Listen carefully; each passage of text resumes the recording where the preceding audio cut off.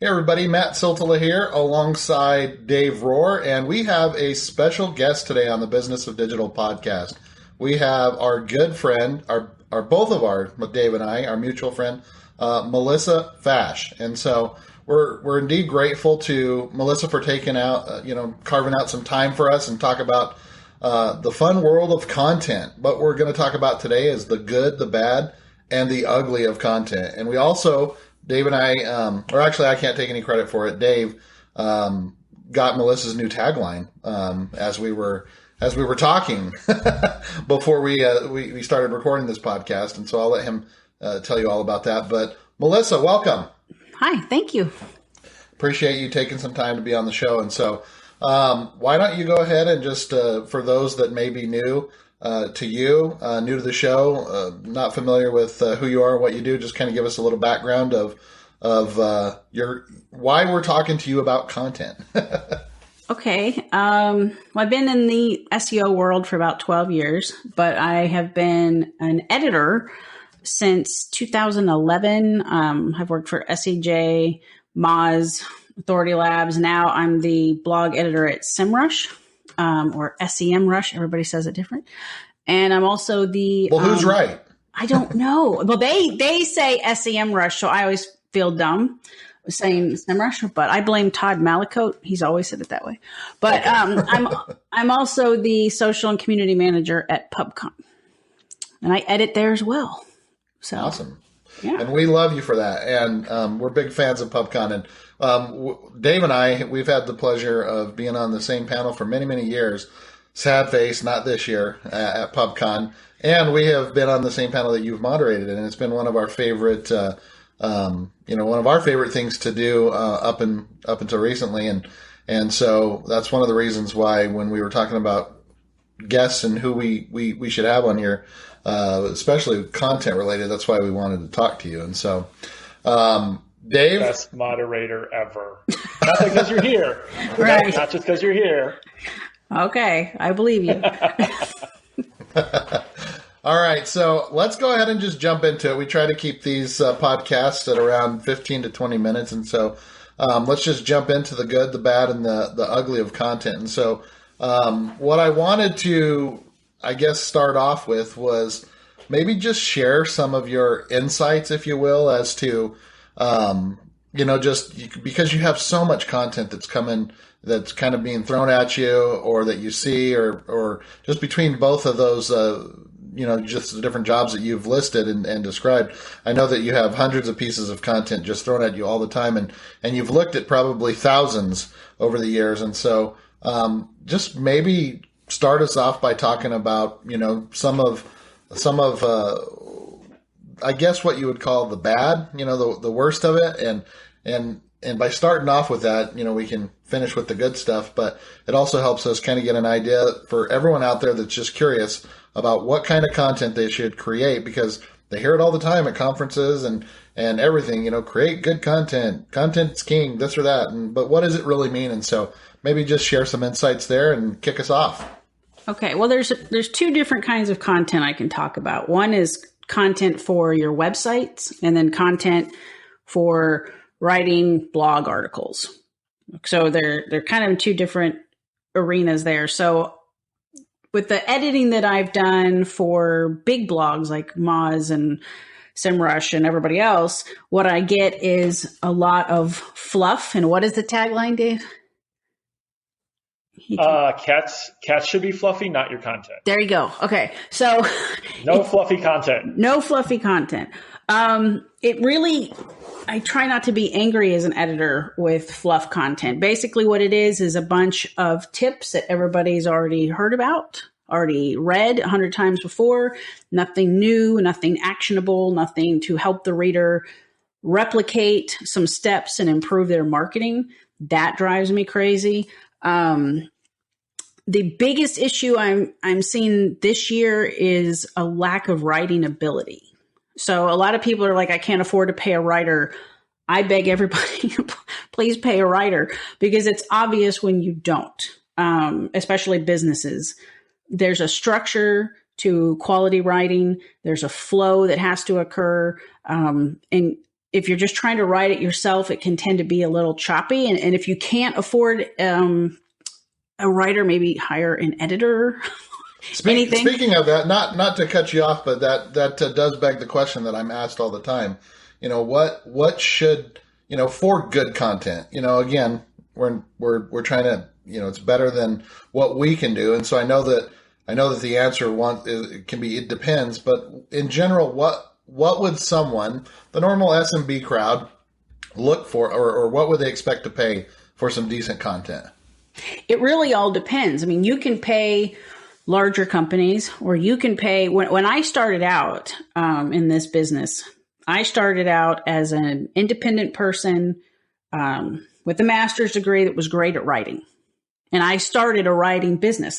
That's all I did. And I was cheaper. Now, that doesn't necessarily mean that you can find someone cheaper than like a big marketing company that is going to charge a little more. I mean, I think it all ranges, but it depends on your budget. If you're a small business, you might want to try and find someone a little smaller and more affordable. But what is painful about that is if they can't even read their content and know if it's bad or not, then they're not going to be able to read someone else's content and know if it's bad or not. Does that make sense? Ah, gotcha. Yeah. So it really comes down to paying a little more than what you're comfortable with to have long-term quality content. And then additionally, finding someone that understands SEO. So as they're writing your content and they understand your goals and your strategies, and they can work with your web team to create content that is not only going to sell what you do, but also maybe help you with rankings as well. So it's twofold. So you can have just content, but content alone isn't going to help you with the search engine. So you kind of have to find someone that knows SEO and knows content as well. Okay. Or you're wasting your time and money, then you're going to have to pay an SEO to fix all your content. And we know how that goes. Right. Dave and I are the ones that have to talk to those guys that had just paid thousands of dollars to get everything done wrong. And it doesn't make us happy, does it, Dave? No, and I've seen sites that they have an entire blog and it's full of articles that were clearly written as if they were going to be article spun type of content, where at the very end of every one of them, it says, oh, and go read about us at our homepage. And I'm like, wait, what? Why would you do that on a piece of content in your own blog? Why wouldn't you have internal links and all this? Like the content was just clearly designed and built as if they were going to put it on some other site. And then they were like, well, we need some content on our site. And they just kind of like, oh, well, here, we wrote this. It's really cheap. And it was really low value. Right. And Dave, you and I were talking about this before. We talked about a dentist. I don't know if he was a dentist or what the fancy word is for my son to get his wisdom teeth removed. And orthodontist, there you go. So I was looking through this whole town for wisdom teeth removal. That's what I look for.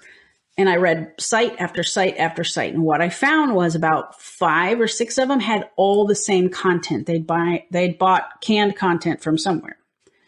But the man that I chose had complete unique content, point by point information for me, what I needed to know, warning signs, things to look for, things to do ahead of time. He had even more information that was emailed if you were interested, with more details. I mean, when people are searching for something, they want to be informed. So if they end up on a small business website and they are not informed of what they're looking for, then you've lost them. They don't care if you're great or if you won an award. They care about, can you do what they're looking for really, really fast? So that's the fail in small businesses that I see constantly and have for the last 12 years. It's not improved. So let's expand on that a little bit, because I always love that part of it, because people are like, well, what kind of content then? And so you said, informative, information is key here. And so, obviously informative, if it answers a question, if it solves a problem, if it helps them understand the situation better, like what are some other types of that content for that crowd that you see that works really well? Like, and it could be anything, like do videos work well for that crowd? Do infographics work well? What have you seen? What would you say? Well, there's going into my psychology background a little bit. There's a difference in how people take in information. You have visual learners, you have auditory learners, and you have to focus on who's going to be coming to your website. Okay. So I feel bad. I use my mom all the time as an example. My mom is the type of lady that will see a pretty picture and see a headline, she's sold. If it's the right headline. I'm the type of person that has to research and compare. I will read your stuff and then I will go read the same type of content from all of your competitors and choose which one I think I can trust the most, right? So the reason that SEO copywriting costs so much is because people are not just structuring content and writing it for SEO and then for your salespeople, but they're actually structuring the page. Where's the best place for this image to go? What kind of image do we need to have here that would sell? Where could a video go? Where could an infographic go? You kind of need a combination of all of them to see which one works well with your target audiences. So you can test them out. Does this work? Does this work? Then you kind of know and you move on a little bit. But as far as sales pages are concerned, you want to have a little bit of everything if you can afford it, so that you're reaching multiple audiences at the same time. That's how I feel. No, that's but the other thing I really want to stress is headlines. Headlines that inform. People scan first. They scan the headlines. Is this article or this page going to be what I'm looking for? Yes or no? So here's the question of that. Can we have informative headlines that work really well that are not clickbait? Yes. Okay. Yes. Just piece by piece by piece, like I usually like a 1, 2, 3, 4. You have your top, of course you have your title, but your top headline on the page will tell you one thing. The second headline will feed off the first and so on, and just keep going and let people see as they scan. I'm going to find out what the service is, what their experience is, what it cost, or, I always like what's the bad thing about not hiring us to do this type of stuff. Put a little fear in them. Like, this is why you have to hire us for SEO or for your content. These are the downsides, because it helps people see. And I always love companies that tell me this is what could go wrong. Right.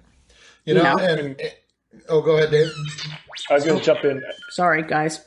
Hello, Archie. How's it Melissa going, has Archie? absolutely no Star Wars stuff in her house. None at all. I was just thinking about when you're talking about headlines, and where would be a good place to go ahead and see the headlines, like on Reddit. Like YouTube is actually an interesting place for headlines. Where should someone go? And if they want to kind of see the power of headlines, can you think of it? I know it's a kind of a random, but just thinking about headlines and how it talks to some of the content. Yeah, there's BuzzSumo. BuzzSumo is okay. I like Answer the Public if you need a free tool. There you go. Because man, does it give you tons of ideas. And SEMrush has a lot of tools that are helping people create content today, where you can actually put your competitors into the tool and see what they're doing, what their headlines are, or how their content is functioning. And it really lets you compare, other competitors and see additional keywords you wouldn't have thought of before. So between those two, those are the two that I would recommend. And it depends on if you need free, go Answer the Public. If you can afford a little, I'd go to SEMrush, maybe use them both and compare. You could also just scrape your competitor's blog. But most small businesses don't know how to do that. I know. So you could also go in Google and just see what shows up and just start looking at the headlines there, just to see what pops out at you.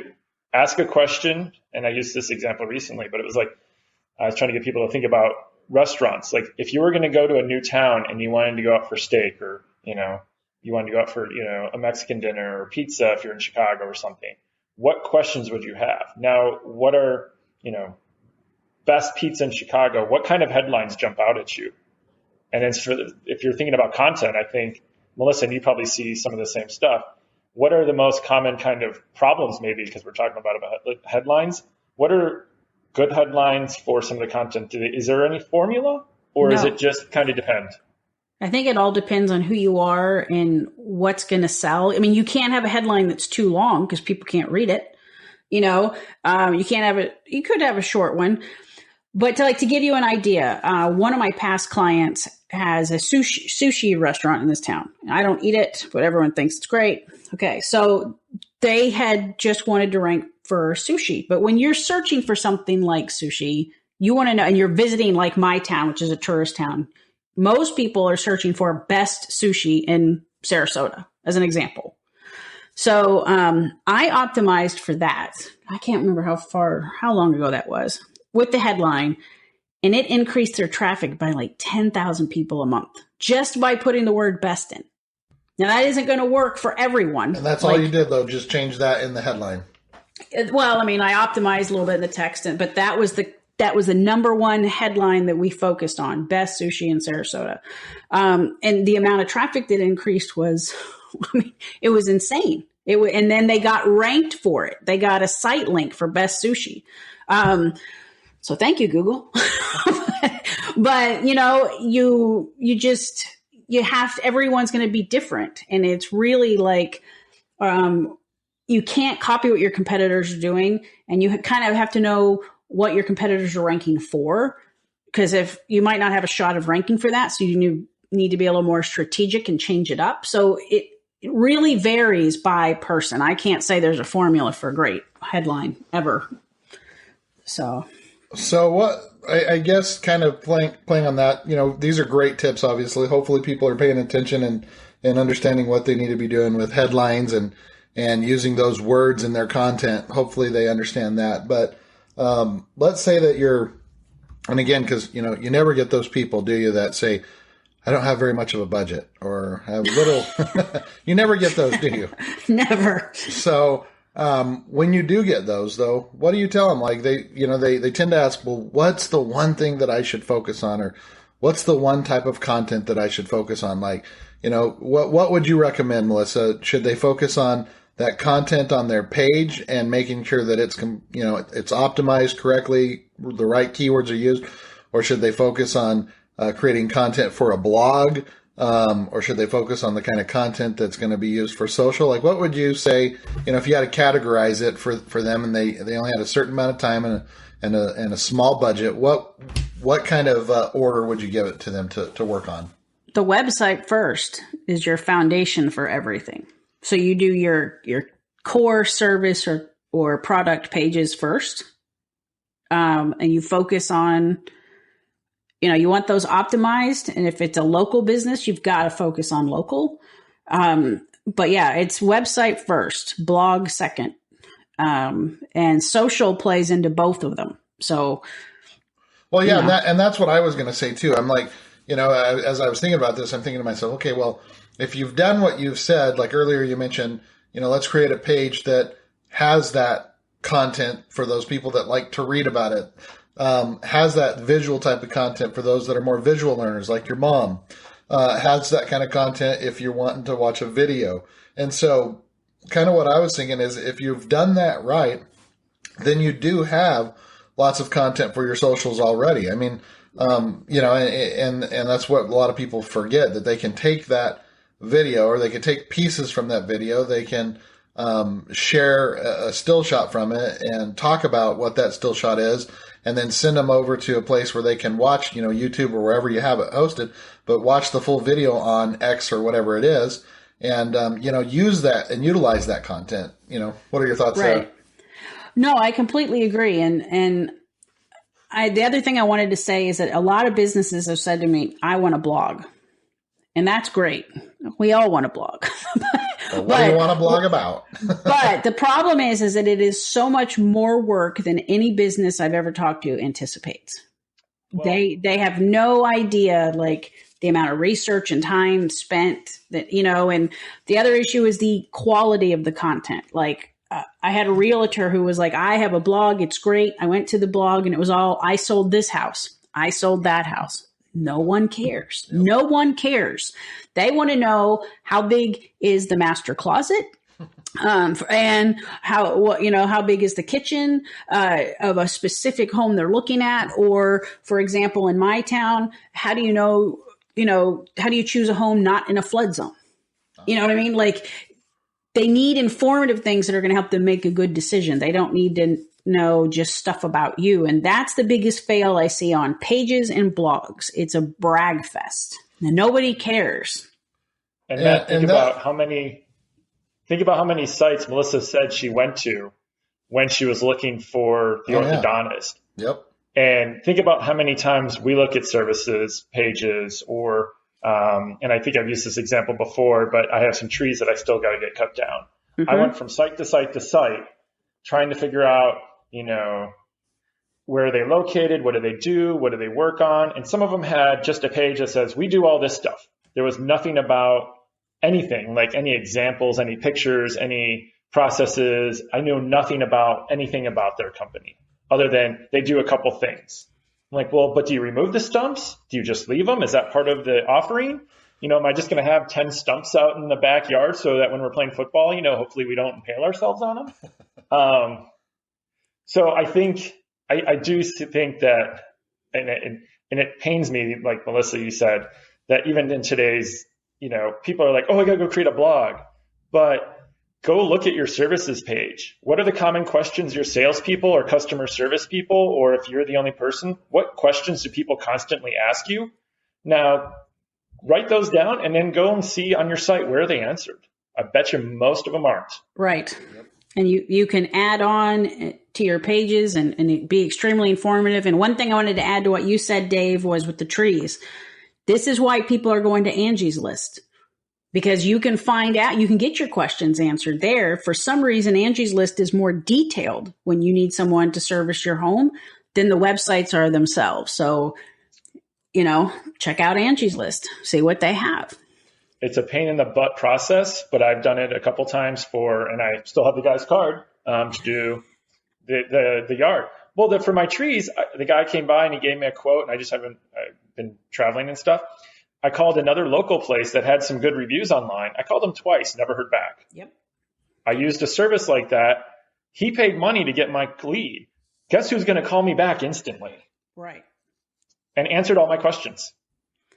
And you know what? I think taking advantage of certain situations, like we recently got our pool slide redone. And when I was talking to the guy about everything, he just mentioned, hey, would you mind taking a picture of this with the kids playing on it? He's like, and if you don't mind, let me know. And so I can post before and after pictures. And so his thing was, the after showing how the kids are on it, playing on it. Because if I have a slide that I need to be fixed, I'm going to be looking at content that is being used and loved, or in this case, it's a slide. And so if I'm searching for that, I'm going to see, hey, this is the finished product. And that's the kind of thing that he was looking for. And so it kind of stood out to me and made me think, hey, that's brilliant. So we need to wrap it up here, guys. But any final thoughts, Dave or Melissa?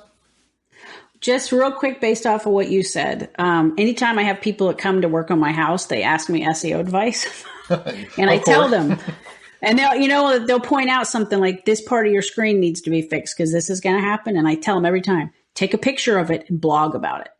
Put it on Facebook. FYI, people, if you see this on your screen, this is what's happening. Education is what creates trust for a business. That's how you make sales. That's my opinion. I love it. Dave?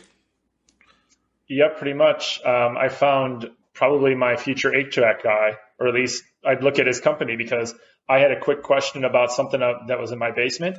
They had a detailed thing that walked you through on YouTube. And I was like, sweet, wow, yeah. They know their stuff. That's great. Yep. And it has thousands of views. Builds and that it gets, trust. From all over. So yeah, it's simple education. But for the bigger things, the small things that he wouldn't want to come out for anyway and fix, I can do now. The bigger things, I'm like, that guy knows his stuff. I'll have him or his company come out. Right. Education.